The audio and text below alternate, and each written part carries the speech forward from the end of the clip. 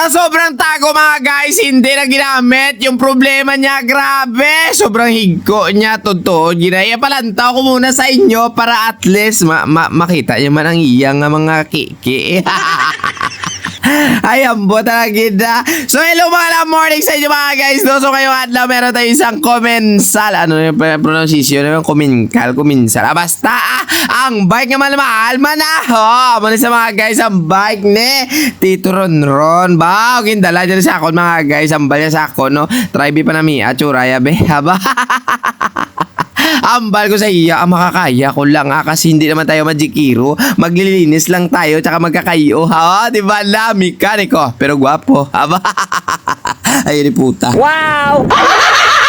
Para malibyuan na natin mga guys, baklas so tayo yan ay mga kasudlan, no? Ito yung may nakamahirap mga guys, yung mga pagbaklas-baklas, halungan mo talaga yung mga plastic niya, yung mga silyo niya, at siyempre kung maghuhugas tayo, inay-inay lang, kay basi magkalagupi, man bla ang silyo, ya. Pero bago tayo mga guys, sa pambuksan yung mga silyo, bawging unos kong yasyak, oh, balda na kaya ano na, headset bearing niya, bla, oh, ang sukat niya, 52mm, baw, wait a minute mo, na isla na natin mamaya. Sige. So finally mga guys, no, naukas na lang iba niya mga kasudlan. Napiswita na tubig-tubig ang yung frame set. So ito naman yung gagawin natin. Yung mga bearing sa American Classic mga guys nga habo. Siyempre usloon tabaw, grabe. Pagbukas ko, habi ko may talaba na.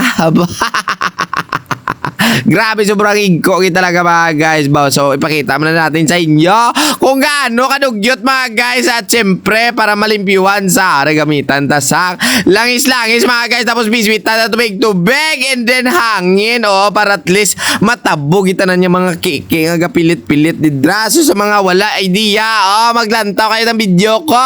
Para kabalo man kamo. Amo man ikalimpyo ang inyo ubra-blaw na. Agahiga ba na aga? Ayambot na lang gid. So ito na nga ni mga guys, matapos na natin limpyuhan, syempre palantaw muna natin sa mga ediputa, para at least may idea sila kung paano maglimpyo. Pero bago natin ibalik, syempre lagyan muna natin ng papadanlog para at least kung gamito ni Tito Ronron, no, lamsot sa magsipa. Gadapyus lang ba? Lamsot gali. Gago! Nung matapos na mga guys, ita ko ng iyakags, no? Dito naman tayo sa butong bracket, crankset. Bao na bilib ko din sa crankset kaya okay, XTR. Ayambo talaga mahal. Siya mo tani sa akon lang itakod, diba?